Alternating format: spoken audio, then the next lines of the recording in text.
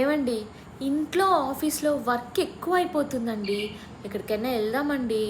సరేనే, వెళ్దాం కానీ నీకు రన్నింగ్ వచ్చా? ఫాస్ట్గా పరిగెత్తగలవా? రన్నింగా? స్కూల్ బంక్ కొట్టి చిన్నప్పుడు నేను ఫాస్ట్గా పరిగెత్తుకుంటూ ఇంటికి వెళ్ళేదాన్ని తెలుసా మీకు? అయినా ఇప్పుడు ఆ క్వశ్చన్ ఎందుకు అడిగారు చెప్పండి? ఈ మధ్య టెర్రరిస్టులు ఎక్కడ పడితే అక్కడ టూరిస్టులను కాల్ చేస్తున్నారే. అదే నీకు రన్నింగ్ వచ్చానుకో తప్పించుకోవచ్చు కదా, అందుకని అడిగాను. ఆ, అవునండి, కరెక్టే చెప్పారు.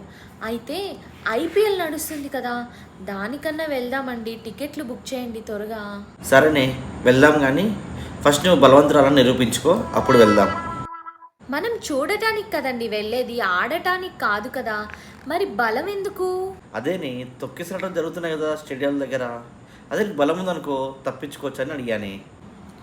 అవును, సరేలేండి. కనీసం నన్ను ఫ్లైట్ అనే ఎక్కించండి.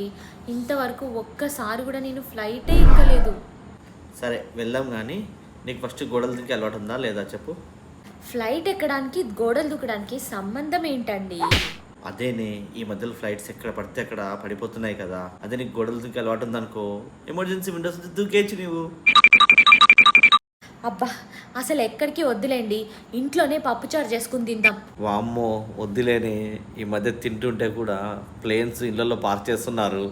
అవునండి, ఈ మధ్య ఎప్పుడు ఏం జరుగుతుందో అర్థం కాక నా తల పగిలిపోతుంది అనుకోండి.